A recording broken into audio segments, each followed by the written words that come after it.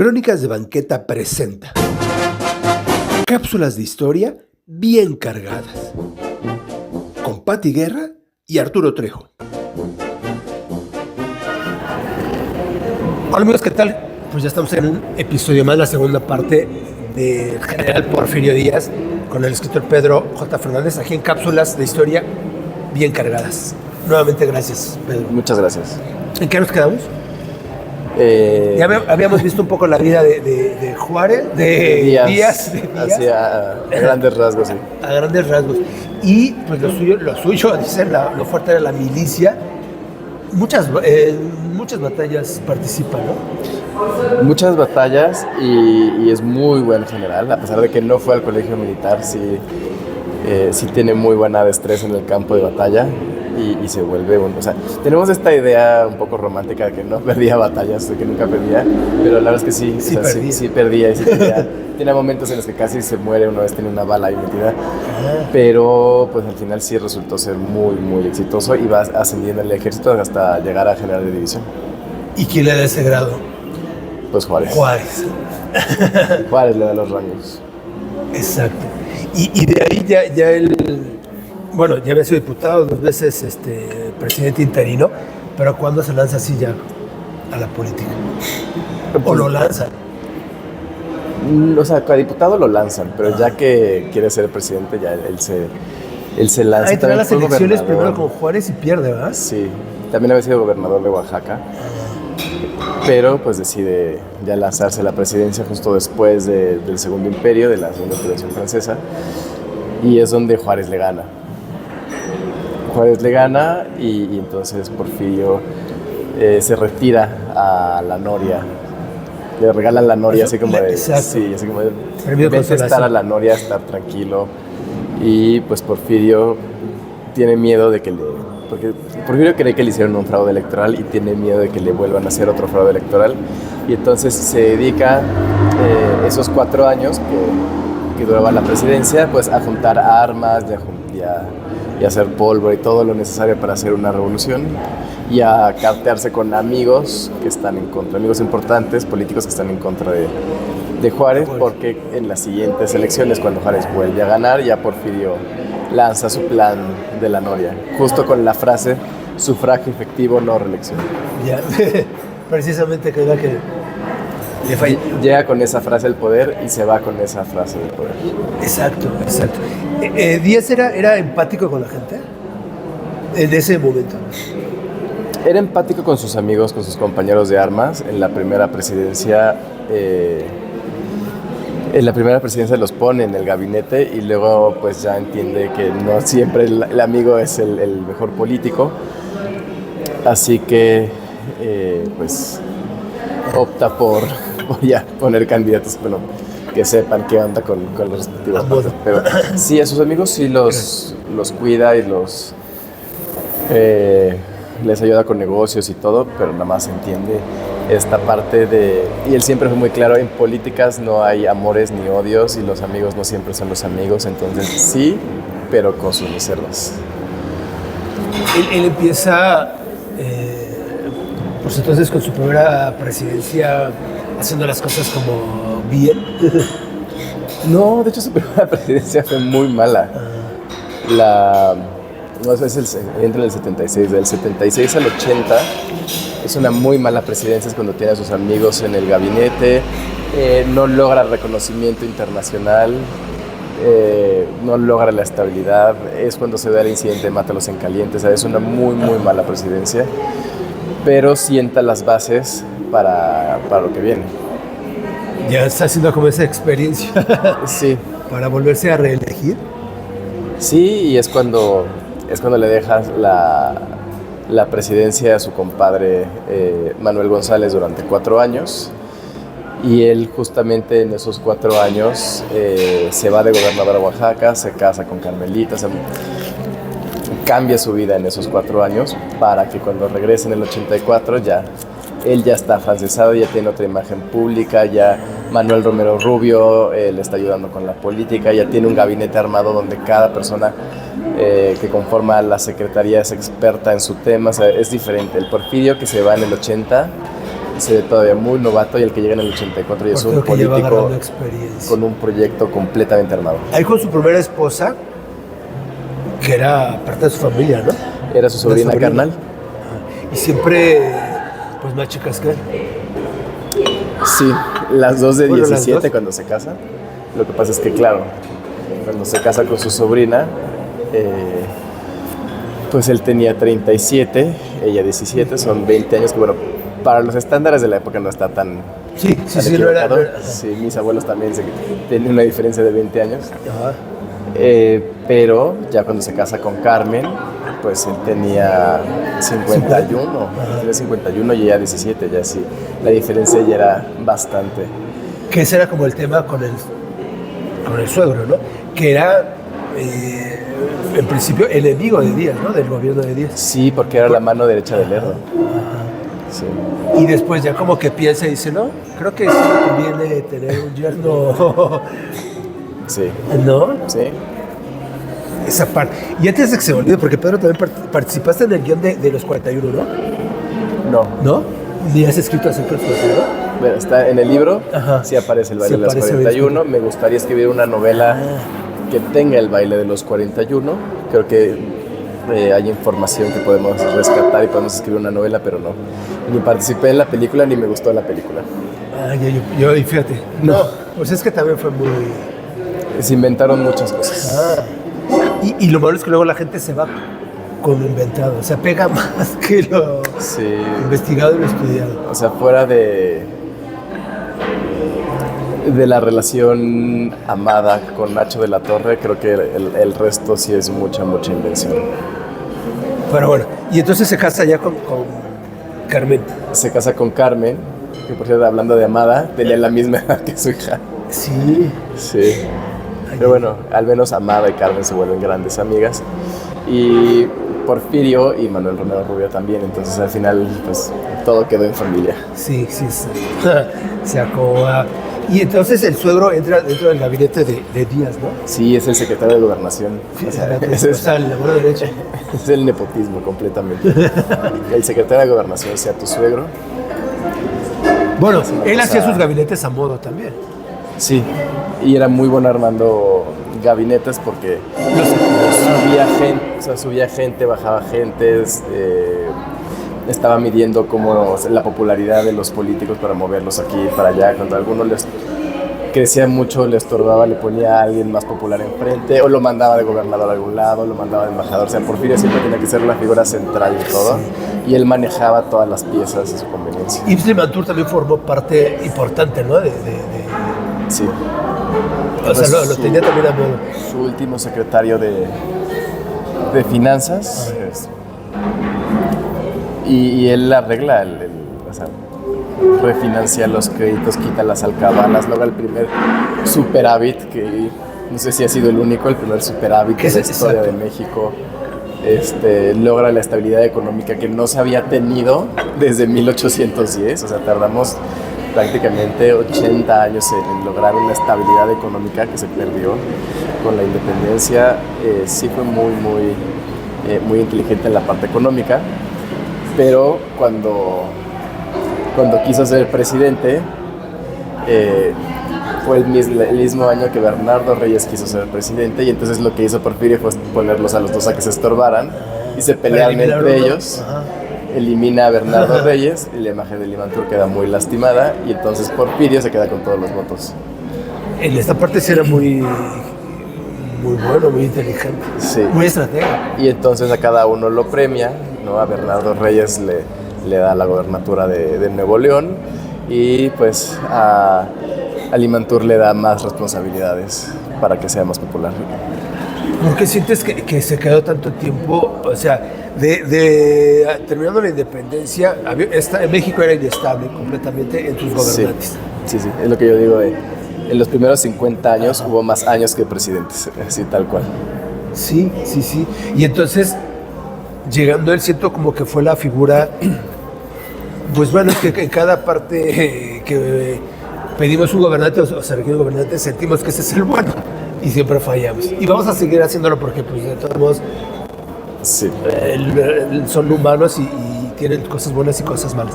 Pero siento que, o pienso que con él, como que veían que sí había progreso, y eso es lo que importaba. Había estabilidad, había progreso, se forzó la paz para que México pudiera de alguna forma vivir tranquilo, o sea, no dejaba de ser una paz forzada, pero pues al menos el país pudo progresar, pudimos tener inversión extranjera, se crearon muchísimos negocios que todavía existen hoy, cerveceras, promover la industria del vino, o sea, tuvimos las primeras tiendas departamentales, fuimos el primer país con cine, Sí. Las líneas ferroviarias conectaron al país, o sea, era la primera vez y que es luego lo que la gente se lleva, porque no tan solo hizo los ferrocarriles, que ya estaban y les dio esa continuidad, porque el de Veracruz ya estaba, pero le dio la continuidad para poder hacer pues las demás líneas, ¿no? Que hoy ya no existen. A veces vemos las vías con mucha nostalgia. Sí. Y ahora vemos unos trenes que de verdad... Sí, y me gusta mucho, bueno, hay varios historiadores que lo dicen, que es la primera vez que México se conoció a sí mismo, porque antes nacías en una ciudad y la mayoría de la gente se quedaba en esa ciudad. Y cuando empezaron a hacer caminos y conectar el país con trenes, de repente el mexicano pudo viajar por México. Y es como dices, porque no tan solo las vías, en esta parte ferroviaria construye, sino cerveceras, textileras, que después también hacen lo suyo, pero muchas cosas, ¿no? Que dio avance. Sí. Pues Dios hizo mucha obra. Mucha obra industrial, mucha obra pública. Mucha obra pública. Que esa es como la parte buena con la que se queda uno con días. Sí, con la parte pues, del paz y progreso que era el lema de su gobierno. Pero pues todo tiene un costo. Que nos costó después. ¿Cuándo los mexicanos cómo se sentían en ese momento? Pues había como dos corrientes, que siempre hubo las dos corrientes, esta idea de, o sea, sí, qué bueno, o sea, sí podemos sacrificar un poco de la democracia porque estamos viendo que el país ya no estamos en una guerra civil un día y el otro también, ya no hay... Sí, que eso también era bueno porque ya el país estaba en calma. Ya no hay peligro de intervenciones extranjeras, o sea, como que ya... Y estaba la otra corriente de pues nada justifica, ¿no? Que eran mucho más anarquistas. Lo que empieza a sonar mucho, que son los hermanos Flores Magón en 1900, eran muy anarquistas, era de vamos a destruirlo Uno todo de ellos se lanza para poder reconstruir el país. Entonces sí, eran dos corrientes muy opuestas. Y es muy extraño porque tenemos esta idea de que el porfiriato fue igual todo el tiempo y realmente sí había, o sea, la gente sí quería a Porfirio al inicio, o sea, llegó con el aplauso popular. Al principio ganaba las elecciones porque la gente lo quería, no tenía que hacer fraude. Eventualmente, pues, como todo, se desgasta su imagen y ya tiene que asegurar su estancia en el poder. La historia del fraude comienza desde Santana, ¿no? O sea, sí. ya existía. Sí, es lo que yo digo o sea, Porfirio no llegó al poder y aprendió a hacer fraude ahí. O sea, si vemos la línea, las elecciones de Juárez de repente también eran muy irregulares. Exacto. Todas las elecciones del siglo XIX en general fueron muy irregulares. Muy de dudosa irregulares. Procedencia. Sí.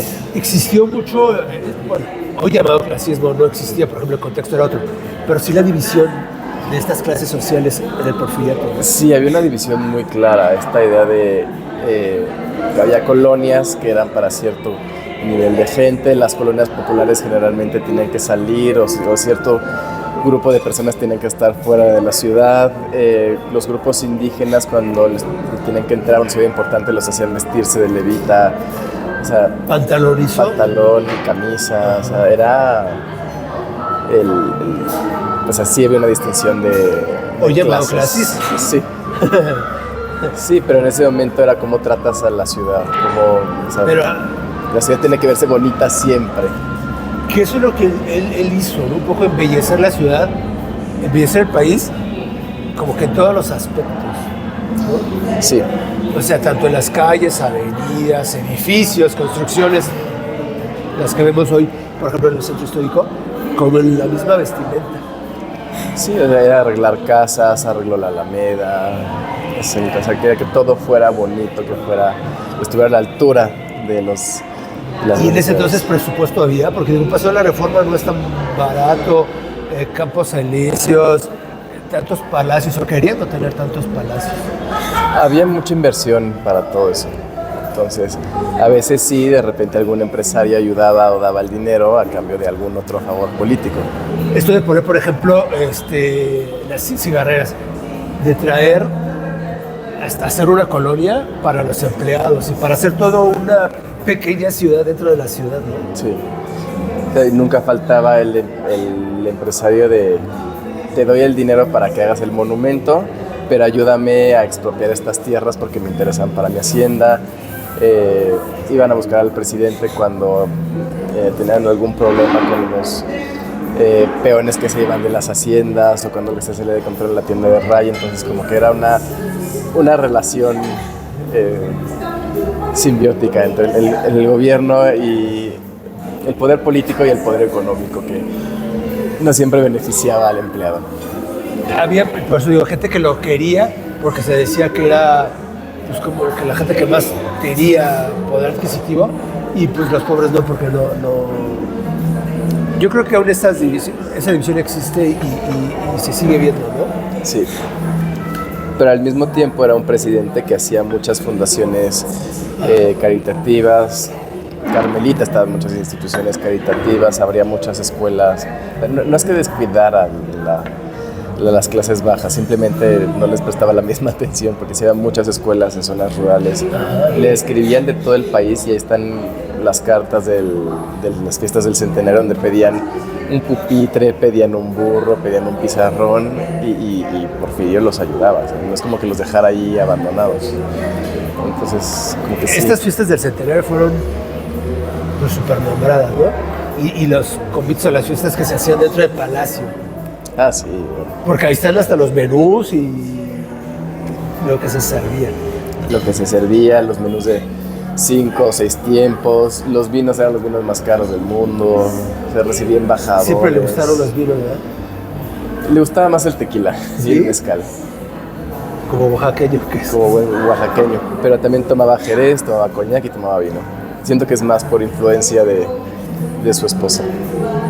Que ella era como la parte refinada, ¿no? Ella era muy refinada, ella es la que lo pule, la que le enseña a hablar correctamente, que no anda escupiendo, porque sí, que es lo que estas crónicas maravillosas de que iba por su casa escupiendo en las alfombras, hasta que, o sea, no sabía cómo usar bien los cubiertos, o sea, un montón de cosas. Pero sí sabía montar a caballo. Sabía montar a caballo.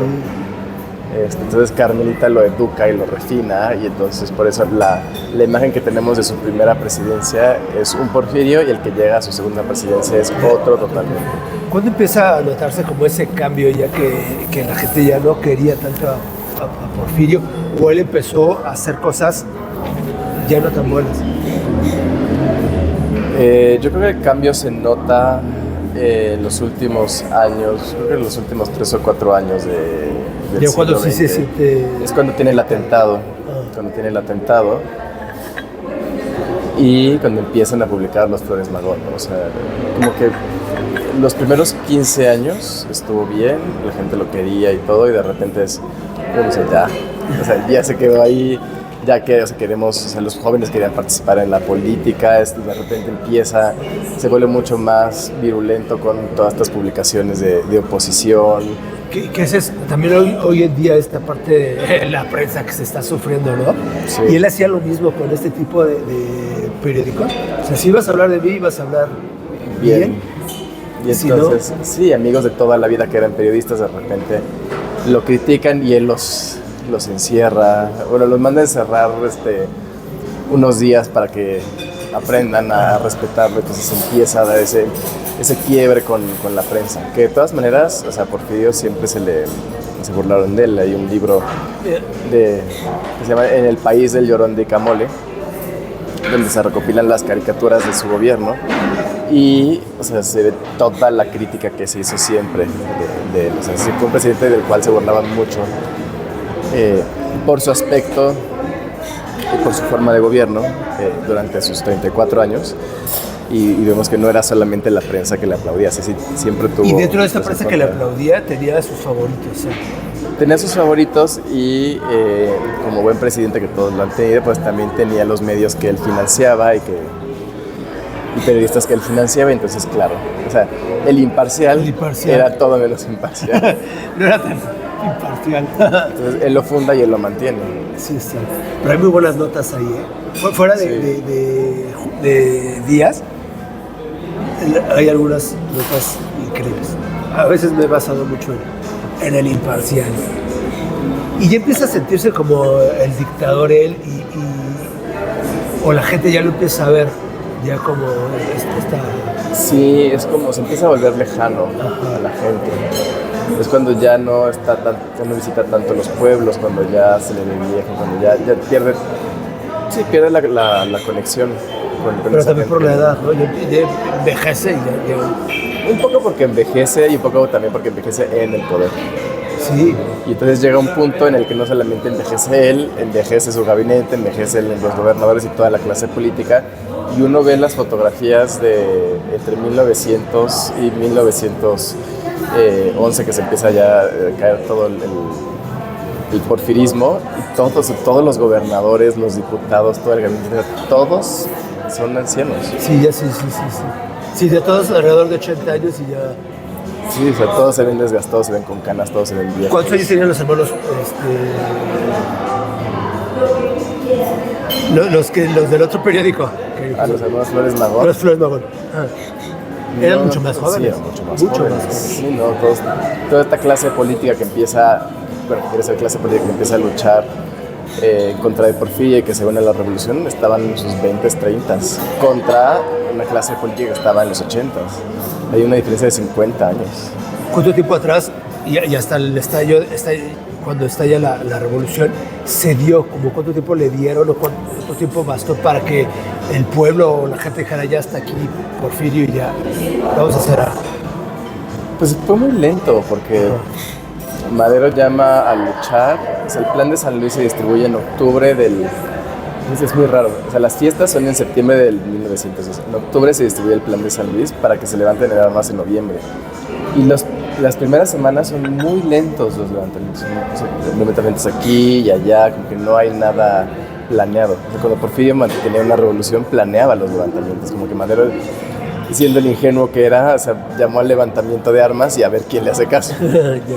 Y entonces, pues sí, cuando tiene a Pascual Orozco, a Zapata, cuando tiene a Villa, que empiezan a levantarse durante realmente los primeros meses de 1911 y hasta que no toman el 9-10 de mayo, que toman Ciudad Juárez, es cuando ya se da Porfirio. Pero, o sea, si siguen habiendo levantamientos esporádicos, no es como que el país esté levantado, no es la revolución mexicana que luego va a ser. Y aquí, bueno, sí influye un poco pues las tiendas de raya y los extensos horarios de los trabajadores, y vas con las huelgas, ¿no? De Río Blanco y Canaria, ya como es el principio, ¿no? Pero todavía... Sí, es un componente laboral muy, muy importante. Sí, jornadas de 8 horas, un salario mínimo, o sea, cosas que para nosotros hoy son muy normales, al menos en la práctica. Pero ahora quieren 40 horas y... Ah, sí. Bueno. Y ahora muchos quieren nada más estirar la mano, pero bueno. Pero digo, en ese entonces tener un horario claro de trabajo normal y un salario que permitiera a los trabajadores no endeudarse y mantener a sus familias era una cosa. Sí, porque vivían endeudados. Sí, que además luego yo les digo, es como de vean al mundo. O sea, no solamente era México era parte de lo mismo. O sea, teníamos las mismas revueltas en Estados Unidos. Los trabajadores de las fábricas pedían lo mismo. Los trabajadores en Rusia, antes de la Revolución Rusa, pedían exactamente lo mismo. O sea, era algo generalizado en el mundo y también era algo generalizado en el mundo que les mandaban a la policía o a los militares para contener. Entonces, Porfirio no estaba actuando diferente a como era entonces.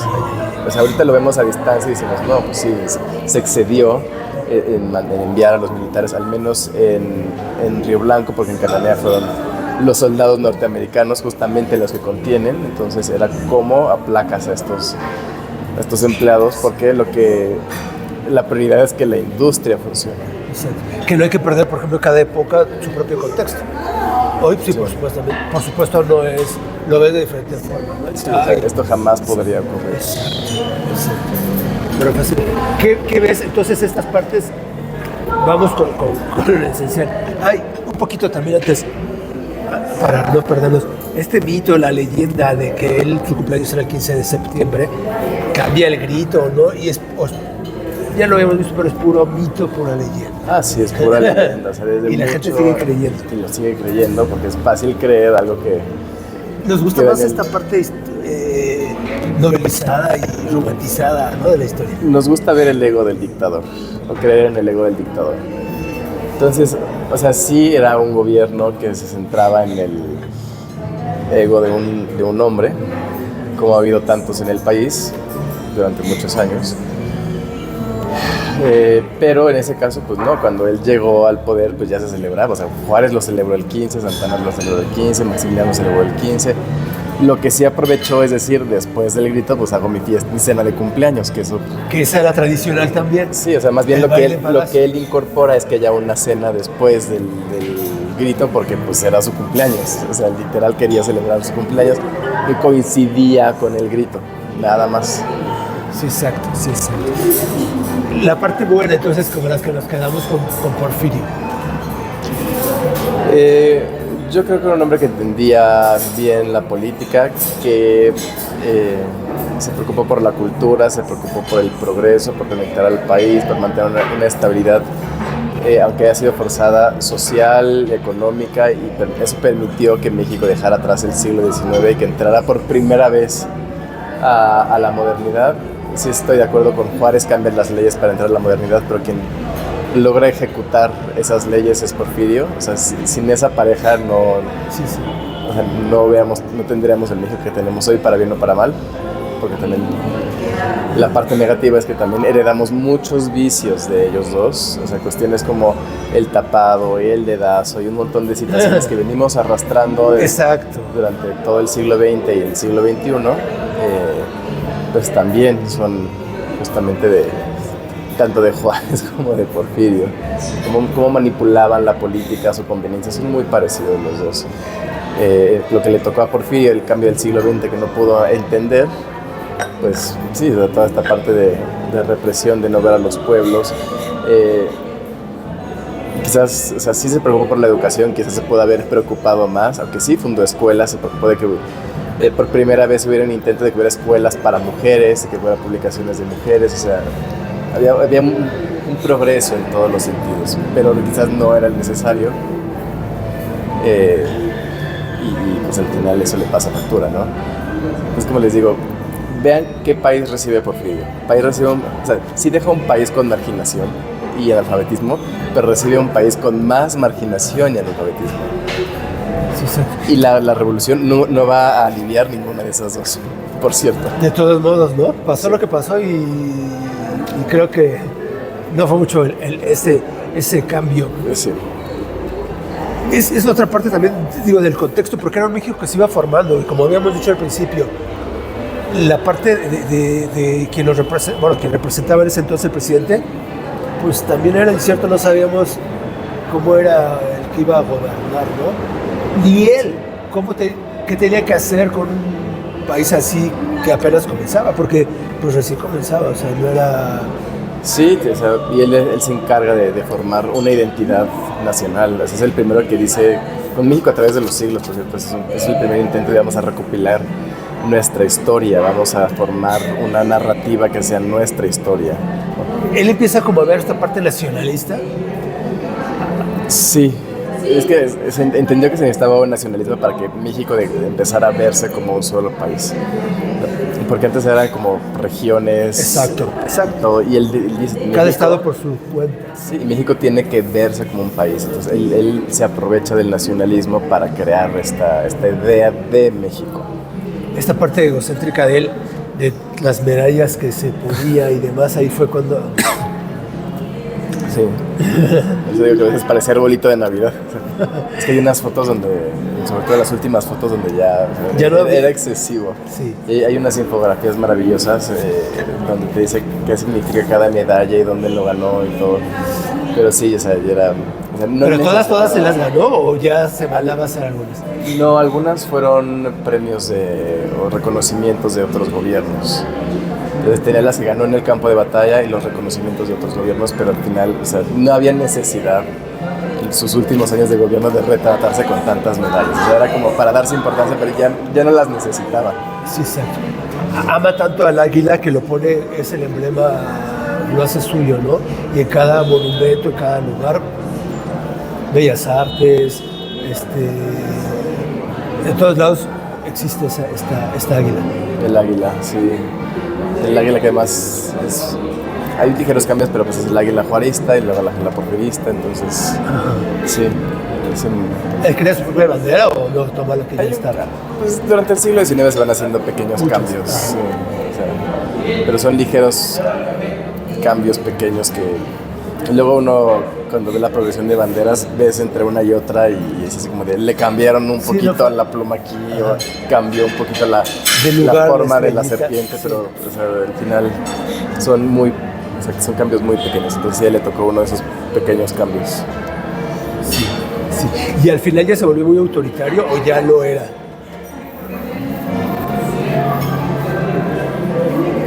Yo creo que siempre lo fue, era su forma de mantener la paz. Lo que pasa es que fue mucho más evidente al final porque teníamos todas estas revueltas y levantamientos y huelgas obreras y todo esto, entonces era más evidente. No es que no los hubiera al principio, insisto, en su primera presidencia tuvimos el incidente de Mátalos en caliente, ¿no? Un poquito después de que regresara la tercera presidencia, terminando la segunda o empezando la tercera, tenemos el caso de Tomochico. O sea, tenemos todo el tiempo ese tipo de situaciones. Lo que pasa es que eran más esporádicas y de repente cuando tenemos Río Blanco, Cananea y ese tipo de situaciones tan seguidas nos damos cuenta de que siempre fue así. Lo que pasa es que no nos hemos dado cuenta. Y ya al final de días, ¿cuándo es cuando decide autoexiliarse, tomar el barco, dice mejor? Sí, pues toman Ciudad Juárez, o sea, los revolucionarios toman Ciudad Juárez. Obviamente atacan los negocios de ahí, hay negocios de ciudadanos norteamericanos, hay ciudadanos norteamericanos, hay tiros que se van al otro lado de la frontera y lo que pasa es que hay un peligro cuando a Porfirio le dicen hay muchos soldados norteamericanos en la frontera, los revolucionarios no están cediendo. Y él quiere, una de las razones por las que renuncia es necesito detener una intervención. Exacto. Sí, sí. Entonces, esa es una forma de vamos a tratar de controlar, de que haya paz. Entonces, él lo que negocia en los tratados de Ciudad Juárez es que los revolucionarios todos entreguen las armas, que no se les va a juzgar a nadie, vamos a liberar presos políticos, pero tienen que entregar las armas y tienen que retirarse de todos estos levantamientos, que al final son los revolucionarios los que no cumplen. Y él dice, vamos a renunciar, renuncio yo y renuncia el vicepresidente Ramón Corral. Exacto. Y se autoexilia, no sé, ¿cómo ves tú, creyendo que regresa o la ve difícil ya? Yo creo que al principio sí creyó que iba a regresar. O sea, sí tenía esta idea de, me voy 2 o 3 años, que se mantengan, que se calmen un poco las cosas, que era más o menos lo que pasaba en el siglo XIX. Los presidentes se exiliaban 2 o 3 años, le pasó a Juárez, le pasó a Santana, y luego ya regreso. El problema es que no creyó que la revolución iba a durar, y yo creo que él nunca se imaginó que íbamos a tener una revolución de 20 años. Sí, sí. Y que aparte se iba a estar hablando de él constantemente. Sí, entonces sí es muy curioso cuando de repente decimos, la revolución fue contra Porfirio Díaz. Sí. Y de repente decimos, pero Porfirio Díaz se renunció a los 6 meses, se exilió, se murió 3 años después, 4 años después. O sea, porque la guerra siguió otros 15 años. Sí, exacto, sí, exacto. Y pues bueno, hasta el momento no ha regresado y él sigue ahí en Montparnasse. Montparnasse. Sí, ahí anda, fíjate, con todos los poetas y escritores y las cafeterías. Y es una de las tumbas más visitadas. Sí. Pues no sé, esperemos que regrese porque, como dices, todo mexicano tiene derecho a regresar. Todo mexicano tiene derecho a descansar en su propia tierra. Esto y más lo podemos leer en Yo Díaz, en tu libro. Sí, todo está en Díaz, justo. Pues está toda su vida, está su infancia, todas sus relaciones políticas, cómo manipulaba las cosas desde el poder y el exilio. Exacto. Que ya es un libro que tiene ¿cuántas ediciones? La edición anterior, que la primera era la de Grijalvo, tuvo 14 reimpresiones. Y ahorita regresé al texto porque había escenas que se habían quitado en esa edición. Entonces restauré escenas, restauré el final original. ¿Pudiste reeditar? Sí, pude reeditar. Entonces la edición de Océano, que salió hace unos meses, otra vez le está yendo súper bien. Para que vean, está en Amazon y en las librerías, ¿no? Sí. Hasta en Sanborns, creo, ¿no? Está en toda la librería, sí. ¿Y estás ahora con Grijalvo o con Océano? Con Océano. Con Océano. Porque también tiene varios libros. Y tienes a La Malinche, Maximiliano. Sí, están todos. Es parte de una colección de biografías. Entonces, el primero fue Díaz. Luego fue Iturbide, siguió Emiliano Zapata, el que sigue fue La Malinche y el que acaba de salir es Maximiliano. Vamos a hablar de Iturbide porque también luego parece ser como olvidado o que quieren olvidar. Que les gustaría olvidarlo. Exacto. Pero como yo siempre digo, no puedes contar el final de la independencia sin Iturbide. Si quien entró triunfante, pues fue él. O sea, él ¿de qué valió todo lo que se puso y era prestado? Él escribió el Pan de Iguala, él negoció los tratados en Córdoba, él entra en la ciudad. Él le pone nombre a un palacio donde nada más estuvo 1 año y 7 meses. Sí. Él, para que lo olvidemos. Se encarga de que el texto del acta de independencia sea de tal forma, acta de independencia del Imperio Mexicano, y él es el primero en firmar. Sí, exacto. Y quererlo olvidar está difícil. Sí. Y ahora también tus recientes libros, aparte del ganador, de las mujeres, ¿no? Y las mexicanas que hicieron historia, que también va a tener una nueva edición en Hachette, una edición especial de pastadura. Entonces, esa está por salir este año. ¿Aparte tienes algún otro? ¿O ahorita te estás enfocando a esto? Ahorita estoy... ¿Qué estás presentando en las ferias del libro? Maximiliano y La Malinche. Hay mucho interés por la historia de La Malinche. Creo que hay mucho interés, hay mucho interés por las historias de mujeres ahorita, sobre todo mujeres en la historia de México. Yo creo que estamos revalorando la historia de Malintzin como doña Marina, más allá de la traidora que se imaginó Octavio Paz, por no usar otro nombre, el nombre que él usa de Malinche. Entonces estamos en un momento de reevaluar su imagen y ya darle un matiz de una mujer valiente que le tocó vivir circunstancias adversas, y yo creo que tiene mucho valor y ahorita hay mucho interés por La Malinche.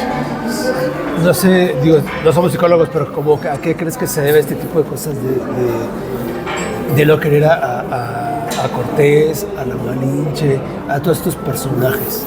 Y que, así como hace rato lo dijiste y estos días, pues hoy estamos y somos lo que somos gracias a todos ellos. Sí. O por ellos, o porque pasaron. Digo, para bien o para mal. Sí, exacto. Pues yo creo que durante mucho tiempo tuvimos una historia de bronce de estos personajes, y ahora que podemos cuestionar y que tenemos las redes y que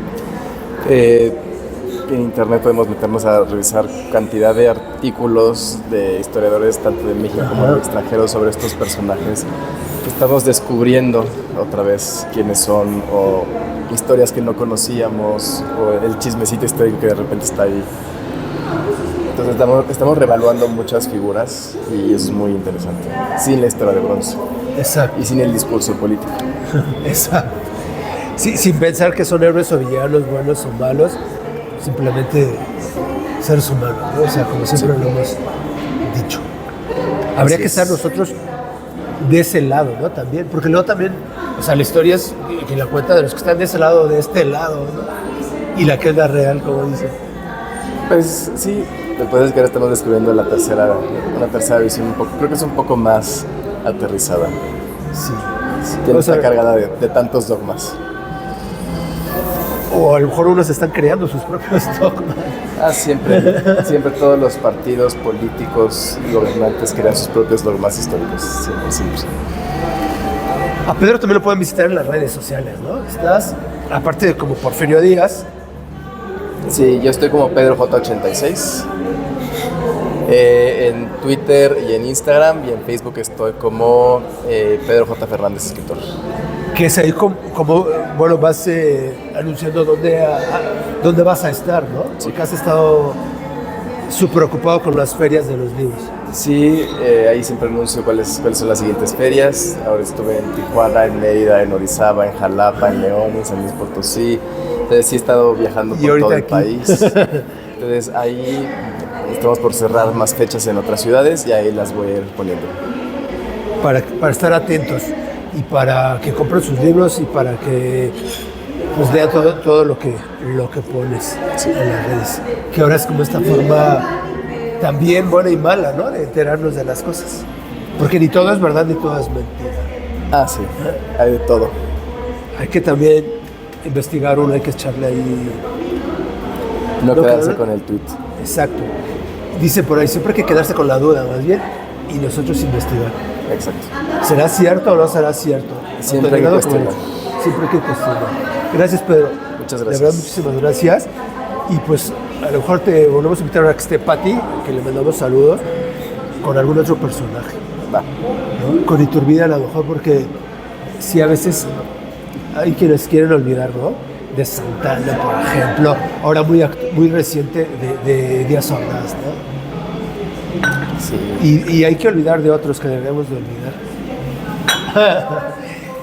Pero bueno. Sí, ya cuando pase este programa, ya hubo elecciones, ya votamos y ya hubo pues ganador y vencedor. A ver qué tal. Sí, y como siempre pasa, cada sexenio reevalúa la historia, escoge personajes y los pone ahí. Entonces, no importa quién gane, vamos a ver personajes en todos los discursos. Siempre y así pasa. es como se va haciendo la historia. Sí. En cada presidente desde hace 200 años agarra a sus personajes históricos de bandera. Exacto. Gracias, Pedro, de verdad, muchísimas gracias y gracias a todos ustedes. Nos vemos el próximo martes en punto a las 7, pues en estas historias o estas cápsulas de historia bien cargadas. Cuídense mucho y hasta la próxima.